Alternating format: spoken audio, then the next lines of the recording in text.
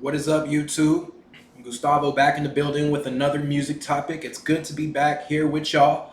And today I got a dope video. Tonight I had to race back home because I seen that Daylyt and J.Cole just dropped a new song titled Collard Greens. Now I was driving on my way home. I listened to this song probably like 4 or 5, maybe even 6 times. And I knew that I needed to do a review on this. This was an incredible track. But before we get into the track, I do want you guys to like, comment, and subscribe to the channel, Ghst Archives. We're going to be doing music content, and if you've also been tapped in, we also do motivational content, self-improvement type content as well. But without further ado, let's get into this Collard Greens track. Daylyt is a LA-born rapper. Well, he's actually born and raised in Watts, California. His signature, his trademark kind of look. He has the face tattoo of Spawn, like the Spawn face tattoo. It's wild. You can check it out. He's known for multiple pieces of controversy where he dresses up as a bunch of different characters. He has Bradley, his white cousin. He has Jesus. He has a KKK member. He has let's see here. He has, I guess he just has. He's very good at controversy. But if you didn't know, now you will know. He's also rumored to be the person who ghost wrote a lot of Drake's music, especially Nothing Was the Same, and possibly even his diss track Back to Back by Meek Mill. If you haven't heard Daylyt's track Light Skin, Lytskin, that is addressing Drake, but this was years back.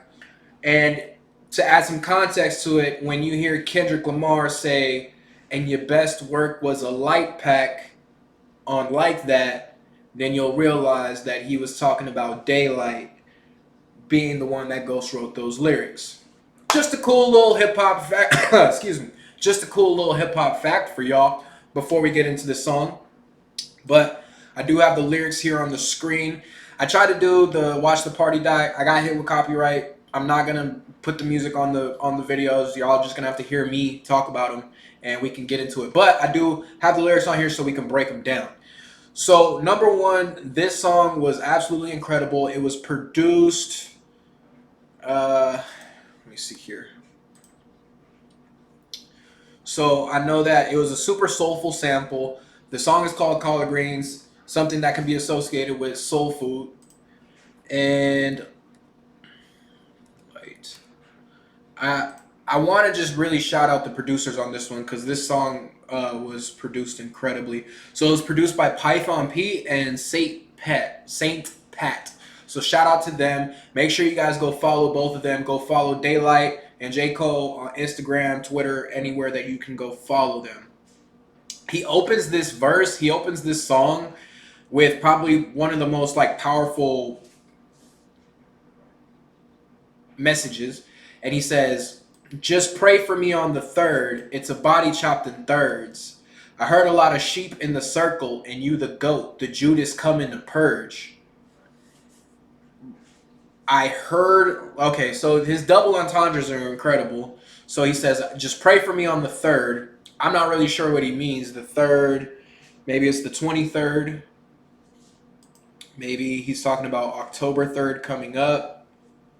Pray for me on the 3rd. Okay. And then it says it's a body chopped in thirds. So I know we've been talking a lot about the big three. So I think the three is a reoccurring theme in here. So you say, pray for me on the third. It's a body chopped in thirds. 3 + 3 = 6. I heard a lot of sheep. So we talking about a sheep herd, but he also heard, listening, a lot of sheep in the circle. And you're the goat. Judas coming to purge. So I feel like he's talking. We know what he's talking about. We know who he's talking about. Now, who is the Judas, though? Who's the Judas in this situation? The Judas coming to purge. It hurts him every time you splurge. All this time spent, the mindset, the haters' envy. It hurt him every time you splurge. Maybe he's talking to J.Cole, right? He's calling J.Cole maybe the Judas to Drake's thing. Nah, I don't want to. I'll stay away from the Drake conspiracies. It hurts him every time you splurge. All this time spent, the mindset, the haters' envy, and it makes me happy knowing they can never touch me.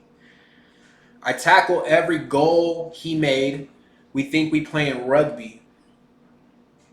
I tackle every goalie. Okay, I think he's saying I tackle every goalie. They think we playing rugby, right? Because you could tackle the goalie, you tackle in rugby. You know what I'm saying? And then it's questioned out, and the ghosts look like a floor at the haunted house. 600,000 on 200 acres. It's talking shit. Paparazzi peak, we closed the curtains. So now I feel like Daylyt's talking about his perspective, where he's at in life right now. Honestly, I think this is his reflection on what's happening in the music industry right now. And a lot of this, I know it hurt him. Yeah, there's like a verse that the pastor gave from the pulpit. The Matador, are these the lyrics? This is terrible. All right, let me see here. So he says, Python P, just pray for me on the third. It's about each chop the thirds. They can never touch me. I tackle every goalie. Made them think we playing rugby. The rugby and the ghost look like a floor at the Hunt House, 600 to 2,000 acres. I know it hurt them bad. Paparazzi peak. We closed the curtains. I know it hurt them. I love that.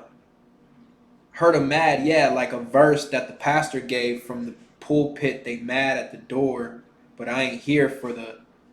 Never stress who they're going to bless today. I knew I'd get a meal. I came from section 8. I ain't stressed to plate. Yeah, the rest is greatness and history. The making his story. Oh my God. So he's talking. He's really talking about his come up. I feel like the first part of his verse, he's reflecting on where he's at now. But the further he gets into his verse, he's looking back onto his initial come up before rap. You know what I'm saying? He's talking about the fact that we was taking places out the trap, and with thinking, running, relax and relapse, dope lift up 100 clips, and some blocks turn 100 grow stunted. Oh man, for the babies clowning, drowning in surroundings. If I opt out the back seat of the police call, but never cop out the peel. God, bro. Daylyt is incredible with his metaphors. Daylyt is incredible with his double entendres. Daylyt's cadence on the track is fucking incredible. I can't believe that people sleep on Daylyt as much as they sleep on Daylyt. I can't break down because we don't have the lyric video yet. None of that shit. I'm breaking down just what I'm saying off of what I'm hearing, off of what's being translated right now. Hold on. He said some shit. Okay. So he said, apply pressure like I'm a train to stop a leap. How vain is my belief that say could be the greatest. Why and seen when my cadence proper from days I laid across the street from these Caucasian neighbors. Oh my God! Wait, no. I think that's J.Cole. Okay, yeah. All right. Hold on. We going back just a little bit.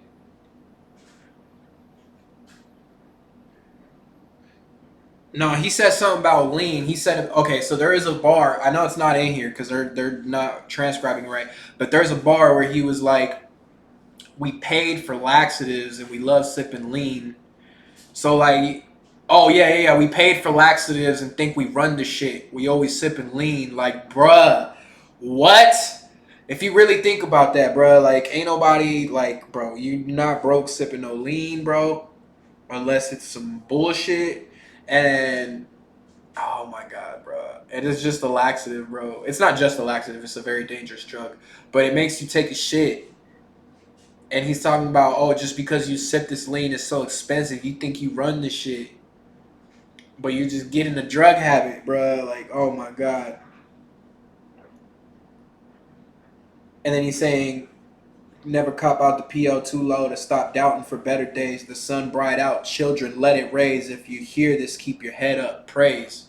So I think he's directly addressing the change in what's happening in the music industry. I think he's kind of signaling for the kids, for the people who are actually creative, people that aren't into the bullshit of the industry, to start putting themselves out there, to start being creative and advancing, because now this type of music is getting more attention. These type of messages are getting more attention. The beat itself has no drums. It's just a sample, soul sample, and he's rapping on it. And I love every single second of Daylyt's verse. Uh, so bravo to Daylyt. He's an incredible lyricist. He's really breaking down. He's drawing a parallel between his life now and the trouble and the struggles that he's going through, and the parallel between his before life, where it was, you know what I'm saying, like a lot of gang stuff going on, a lot of trauma, a lot of violence, a lot of things that happen that he raps about. And he's kind of contrasting, like one side, you do get the good stuff, but then all this is promoting the negative stuff that trickles down onto this side of the coin, right? But he's signaling the fact that, like, he stayed down and he didn't fall into selling out, and he stayed true to what his mission was, or his style of hip hop was, or his style of art period was. And now he's able to see better days. Now the time for all the other nonsense that's been going on is starting to get played out, and now it's time to take advantage of this opportunity for this more thoughtful content to be enjoyed by the public. I love every second of this. I honestly, this was incredible. But let's get into J. Cole's verse. J. Cole's verse was absolutely incredible as well. I honestly haven't been the biggest fan of J. Cole's more recent features. Wasn't the biggest fan of the 7 Minute Drill record. It was cool, but it wasn't my favorite. I like the second part. I like the conductor beat. I like when he switched up his flow and he got more into some hip hop stuff, but it sounded like he was rapping on Detroit beats on the other one. It didn't line up for me, right? Then he had Grippy. I'm gonna do a review. We're gonna do it. I'm gonna do this ASAP for you guys. I'm gonna review Grippy until I get pissed off, and then we'll cut off the video. I'm gonna just put that out there. The Ruby Rosary with ASAP, I couldn't review that, but it wasn't my favorite record. It wasn't my favorite J. Cole verse. He was definitely sneak dissing. He was definitely kind of signaling something. And I think this definitely is more of a clear indication that J. Cole is on the side opposite from Diddy and Drake and all this other stuff. And there's been a lot of interesting stories about J. Cole that came out recently and that's been in the industry, about a fight that broke out at, I believe, the VMAs. Super interesting. If you have some time, go check out. There's a Punch interview from TDE where he talks about that situation without using specific names, but you could put the pieces together. I love it. But let's get into J. Cole's verse. So he was talking about, okay, so my favorite part of his verse also comes in the beginning when he talks about, he said,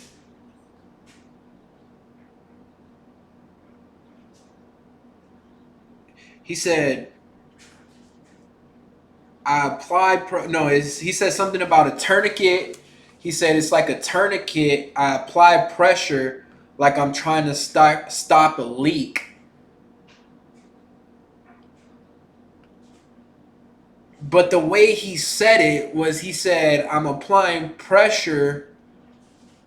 He said something about the tourniquet. I'm applying pressure like I'm trained to stop elite, like ELITE, like I'm trained to stop elite. But then he's also saying the word leak. It's not accidental that Daylyt has these double entendres in his verse, and J. Cole's going to step on here and be super literal. J. Cole is using double entendres in this verse to stop a leak. Was he the leak in the camp? Was he the person that was super close to the one that, to the boy? I don't know.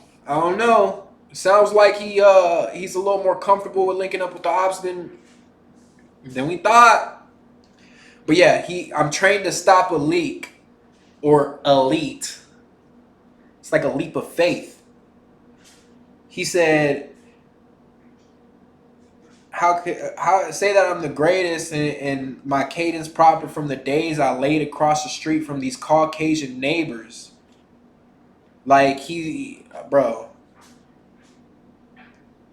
from these Caucasian neighbors, new kids I stayed around. I green and not as mean as my homies that played on project swings where fate is, and foreign on my brain stained with the stories of slain bodies from heinous robberies and raided all regimes. So he's kind of taking the same approach that Daylyt's taking.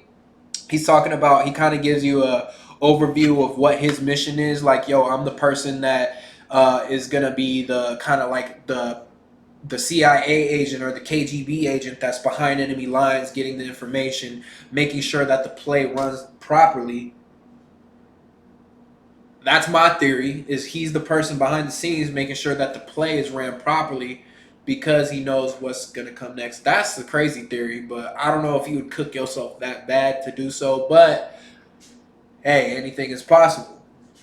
But then he goes back to reflecting about how he lived across the street from his Caucasian neighbors, and then when he was younger, he also used to hang out with the kids that was, you know, around the robberies, and he's traumatized from people getting murdered during these robberies. You know, if you listen to his album, you know, the nice watch, run it. You know what I'm saying? Whatever, it's cool. So he's kind of reflecting on that, but then he gets into saying, played on project swings where fate is and not foreign in my brain, stained with the stories of slain bodies from heinous robberies and raided regimes. We're going from the streets, and then we're going back up the totem pole, exchanging raw for cream. Raw, I think that's raw sex. For cream, cash rules everything around me. So he's saying his brain is stained with stories of slain bodies and heinous robberies and raided from all regimes, exchanging raw for cream. Tricked them, it went left like they're pulling up, shooting them off the screen. So now I feel like he's talking about murder in hip hop. He's talking about the sex trafficking in hip hop, or just in music in general. But he definitely is double entendre, directly addressing that aspect of what's going on in the world right now.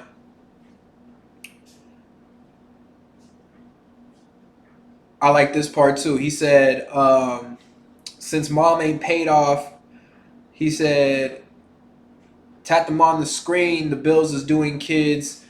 We knew the way to cause with rings since mom ain't paid them off. We trained to watch the names across the screen and let collections pass just like we fail.